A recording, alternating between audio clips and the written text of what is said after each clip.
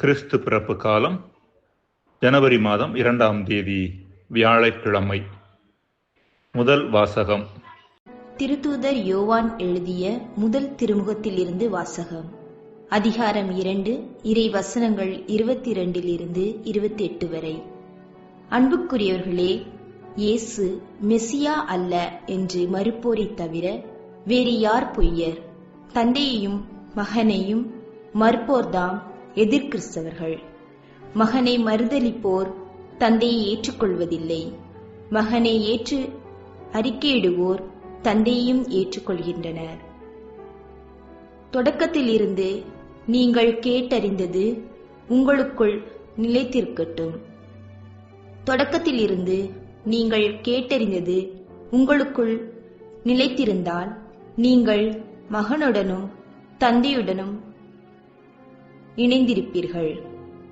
அவரே நமக்கு வாக்குறுதி அளித்துள்ளார். அவ்வாக்குறுதி நிலைவாழ்வு பற்றியதாகும். உங்களை ஏமாற்றுகிறவர்களை மனதில் கொண்டு இவற்றை உங்களுக்கு எழுதியுள்ளேன். நீங்கள் அவரிடமிருந்து பெற்றுக்கொண்ட அருள் பொழிவு உங்களுள் நிலைத்திருக்கிறது. அதனால் உங்களுக்கு எவரும் கற்பிக்க வேண்டிய தேவையில்லை. மாறாக நீங்கள் அவரிடமிருந்து பெற்றுக்கொண்ட அருள் பொழிவால் அனைத்தையும் கற்றுக்கொள்கின்றீர்கள். அவ்வருள்பொழிவு உண்மையானது, பொய்யானது அல்ல. நீங்கள் கற்றுக்கொண்டதற்கேற்ப அவரோடு இணைந்து வாழுங்கள். ஆகவே பிள்ளைகளே, அவர் தோன்றும்போது நாம் உறுதியாக நம்பிக்கை கொண்டிருக்கவும் அவருடைய வருகையின் போது வெட்கி விலகாதிருக்கவும் அவரோடு இணைந்து வாழுங்கள். இது ஆண்டவர் வழங்கும் அருள்வாக்கு. இறைவா, உமக்கு நன்றி. நற்செய்தி வாசகம். புனித யோவான் எழுதிய தூய நற்செய்தியிலிருந்து வாசகம். அதிகாரம் 1, இறை வார்த்தைகள் 19 தொடங்கி 28 முடிய. அக்காலத்தில் எருசலேமில் உள்ள யூதர்கள் குருக்களையும் லேவியர்களையும் யோவானிடம் அனுப்பி, நீர் யார் என்று கேட்டபோது அவர், நான் மெசியா அல்ல என்று அறிவித்தார். இதை அவர் வெளிப்படையாக கூறி மறுக்காமல் ஒப்புக்கொண்டார். அப்போது, அப்படியானால் நீர் யார்? நீர் எலியாவா என்று அவர்கள் கேட்க, அவர் நான் அல்ல என்றார். நீர்தாம் வரவேண்டிய இறைவாக்கினரா என்று கேட்டபோதும் அவர் இல்லை என்று மறுமொழி கூறினார்.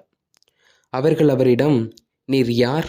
எங்களை அனுப்பியவர்களிடம் நாங்கள் மறுமொழி சொல்லியாக வேண்டும்.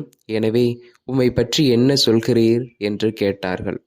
அதற்கு அவர், ஆண்டவருக்காக வழியை செம்மையாக்குங்கள் என்று பாலை நிலத்தில் குரல் ஒன்று கேட்கிறது என்று இறைவாக்கினர் எசாயா உரைத்தது என்னை பற்றியே என்றார்.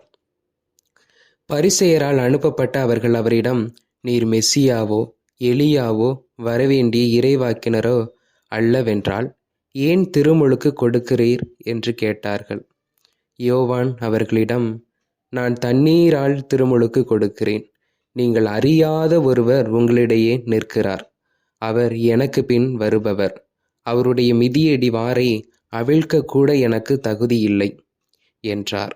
இவை யாவும் யோர்தான் ஆற்றுக்கு அக்கறையிலுள்ள பெத்தானியாவில் நிகழ்ந்தன. அங்குதான் யோவான் திருமுழுக்கு கொடுத்து கொண்டிருந்தார். ஆண்டவரின் அருள்வாக்கு. கிறிஸ்துவே, உமக்கு புகழ். அன்புக்குரியவர்களே, பண்டைய கிரேக்க நாட்டில் இருந்த டெல்பி என்ற கோவிலில் இருந்து சொல்லப்பட்ட ஆருடங்கள், ஆரக்கல்ஸ் புகழ்பெற்றவையாக, மிகச் சரியானவையாக கருதப்பட்டன. இவை டெல்பி ஆரக்கிள்ஸ் என்று அழைக்கப்பட்டன. ஒரு முறை இந்த கோவிலில் உலகில் உள்ள மனிதர்களில் மிகச் சிறந்த ஞானி யார் என்ற கேள்வி கேட்கப்பட்டது. அதற்கு சாக்ரட்டிஸ் என்று பதில் வந்தது.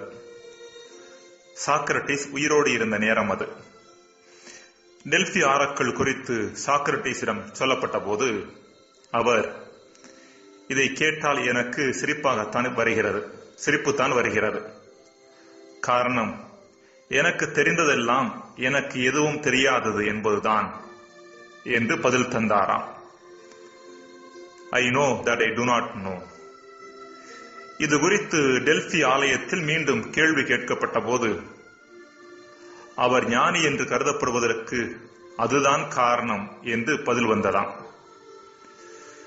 ஒரு ஞானி என்பவர் தனக்கு எது தெரியும் எது தெரியாது என்பதை பற்றி அறிந்து வைத்திருப்பவர். இதுவே சுய அறிவு, செல்ஃப் நாலேஜ் என்று சொல்லப்படுவது. இப்படிப்பட்ட சுய அறிவு திருமுழுக்கு யோவானிடம் நிரம்பவே இருந்தது என்பதை இன்றைய நற்செய்தி எடுத்துரைக்கின்றது. நீர் யார் என்ற கேள்வி அவர் முன்பாக வைக்கப்பட்ட போது திருமுழுக்கு யோவான் தான் மெசியா அல்ல என்றும் தான் எலியா அல்ல என்றும் வரவேண்டிய இறைவாக்கினர் அல்ல என்றும் சொல்கிறார். யோவான் உயிரோடு இருந்த போதும் சரி, அவர் இறந்த பின்பும் கூட யூதர்களில் ஒரு குழு அவரை மெசியாவாக கருதியது. இருப்பினும் யோவான் தன்னை பற்றிய அறிவில் தெளிவாக இருந்தார். தான் யார் அல்ல என்பதை மட்டுமல்ல, தான் யார் என்பதையும் அறிந்திருந்தார். மெசியாவின் வருகைக்கான வழியை ஆயத்தப்படுத்துபவன் தான் என்பதை அறிந்திருந்தார். அன்பிற்குரியவர்களே, தன்னை பற்றிய சுய அறிவு மிக குறுகி போயிருக்கின்ற ஒரு காலகட்டத்தில் வாழ்ந்து கொண்டிருக்கின்றோம். இன்றைய நவீன மனிதனுக்கு வானத்தில் என்ன நடக்கிறது என்று தெரிகிறது, பூமியின் மறுமுனையில் என்ன நடக்கிறது என்று தெரிகிறது, இந்த பிரபஞ்சத்தில் என்ன நடக்கிறது என்று தெரிகிறது. ஆனால் தனக்குள் என்ன நடக்கிறது என்று தெரிவதில்லை. தன் சிந்தனைகள் மட்டிலும் தன் உணர்வுகள் மட்டிலும் ஒரு விழிப்புணர்வு அற்ற தன்மையை அவன் கொண்டிருக்கின்றான். இப்படிப்பட்ட விழிப்புணர்வு அற்ற தன்மை காரணமாகவே தன் சிந்தனைகளையும் உணர்வுகளையும் கையாள்வது அவனுக்கு பெரிய பிரச்சனையாக இருக்கின்றது. அலெக்சிஸ் கரோல் என்பவர் மனிதன் எதையெதையோ கண்டுபிடித்து விட்டான், அவன் இன்னும் கண்டுபிடிக்காதது அவனைத்தான் என்று சொல்லுகின்றார். இப்படிப்பட்ட சுய அறிவில் வளர்கின்ற பொழுது, அதாவது தான் யார் என்பதையும் தான் யார் அல்ல என்பதையும் உணர்கின்ற பொழுதும், தன்னுடைய உணர்வுகள் மற்றும் சிந்தனைகள் மட்டில் விழிப்புணர்வு கொள்ளுகின்ற பொழுது மட்டுமே நாம் கடவுளையே கண்டுகொள்ள முடியும் என்ற செய்தியை இன்றைய நற்செய்தி நமக்கு எடுத்துரைக்கிறது. தன்னை பற்றி யோவான் அறிந்திருந்ததன் காரணமாகவே நீங்கள் அறியாத ஒருவர் உங்களிடையே நிற்கின்றார் என்று இயேசுவின் உண்மை அடையாளத்தை கண்டுபிடித்து அவரை சுட்டிக்காட்ட முடிந்தது.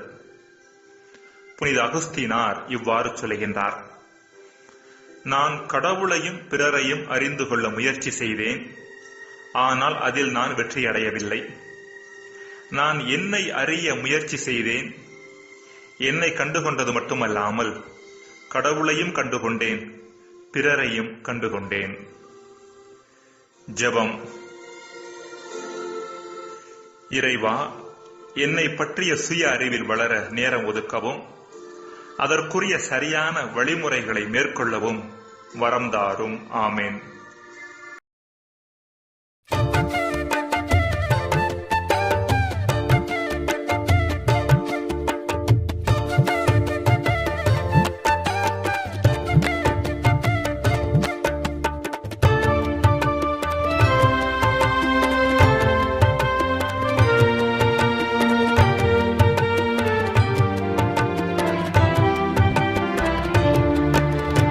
ஆண்டவர் வருகைக்கு ஆயத்தப்படுத்துங்கள், அவர்க்காக பாதையை செம்மைப்படுத்துங்கள்.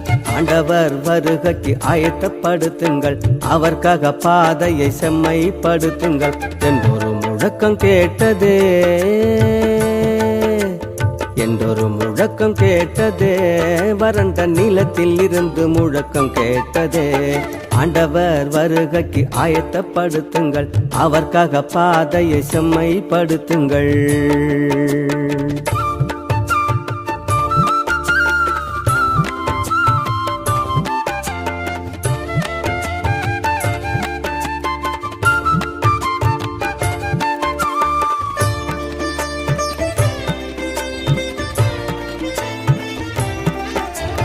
ஒட்டக முடியால் ஆடை, இடையில் அணிந்த தோல் கச்சை.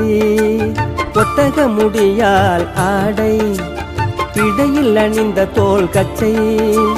வெட்டு கிளியோ காட்டு தேனு உணவு, வெட்டு ஒண்ணு துண்டு ரெண்டு பேச்சு. திருமுழுக்கு முனிவர் ஆண்டவரின் வருகைக்கு ஆயத்தம் செய்தவர். ஆண்டவரின் வருகைக்கு ஆயத்தம் செய்தவர். ஆண்டவர் வருகைக்கு ஆயத்தப்படுத்துங்கள், அவர்க்காக பாதையை செம்மைப்படுத்துங்கள்.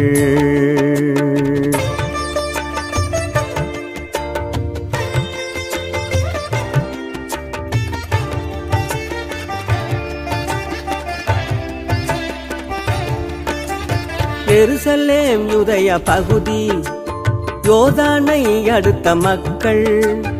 எருசலேம் யூதேய பகுதி, யோர்தானை அடுத்த மக்கள். திரளாய் வந்து முனிய கண்ட மக்கள். பாவம் சொல்லி முழுக்கு பெற்று சென்றார். பரிசேயர் கூட்டம் சதுசேயர் கூட்டம், விரியன் பாம்புகள் தப்பவில்லை யோவானிடம். விரியன் பாம்புகள் தப்பவில்லை யோவானிடம். ஆண்டவர் வருகைக்கு ஆயத்தப்படுத்துங்கள், அவர்க்காக பாதையை செம்மைப்படுத்துங்கள். ஆண்டவர் வருகைக்கு ஆயத்தப்படுத்துங்கள், அவர்க்காக பாதையை செம்மைப்படுத்துங்கள் என்றொரு முழக்கம் கேட்டதே. என்றொரு முழக்கம் கேட்டதே, வறண்ட நிலத்தில் இருந்து முழக்கம் கேட்டதே. ஆண்டவர் வருகைக்கு ஆயத்தப்படுத்துங்கள், அவர்க்காக பாதையை செம்மைப்படுத்துங்கள்.